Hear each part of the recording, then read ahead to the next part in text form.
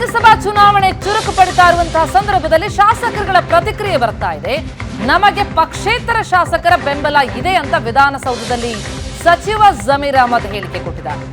ನಮ್ಮ ಬಳಿ ಹೆಚ್ಚುವರಿ 4 ಮತಗಳಿವೆ ಅಂತ ಜಮೀರ್ ಪ್ರತಿಕ್ರಿಯೆ. ಕುಮಾರಸ್ವಾಮಿ ಸೋಲೋದಕ್ಕೆ ಅಭ್ಯರ್ಥಿಯನ್ನು ಹಾಕಿದ್ದಾರೆ, ಆದರೆ ನಮಗೆ ಪಕ್ಷೇತರ ಅಭ್ಯರ್ಥಿಯ ಬೆಂಬಲ ಕೂಡ ಇದೆ ಅಂತ ವಿಧಾನಸೌಧದಲ್ಲಿ ಸಚಿವ ಜಮೀರ್ ಹೇಳಿಕೆ ಕೊಟ್ಟಿದ್ದಾರೆ. ತಮ್ಮ ಅಭ್ಯರ್ಥಿಗಳು ಗೆಲ್ಲೋ ವಿಶ್ವಾಸ ವ್ಯಕ್ತಪಡಿಸಿದ್ದಾರೆ.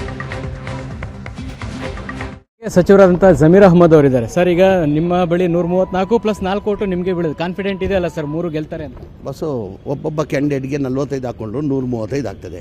ನಮ್ಮ 4 ಹೆಚ್ಚಾಗಿದೆ.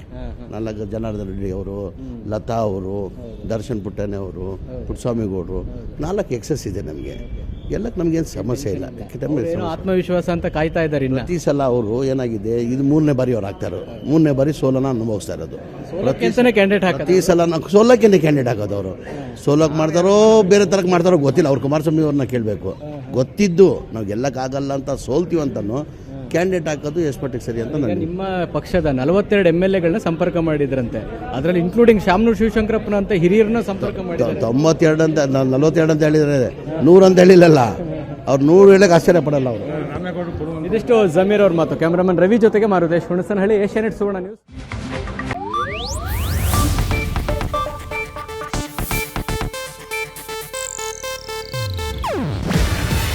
ಇದು ಏಷ್ಯಾನೆಟ್ ನ್ಯೂಸ್ ನೆಟ್ವರ್ಕ್ ಪ್ರಸ್ತುತಿ. ನೀವು ನೋಡ್ತಿದ್ದೀರಾ ಏಷ್ಯಾನೆಟ್ ಸುವರ್ಣ ನ್ಯೂಸ್.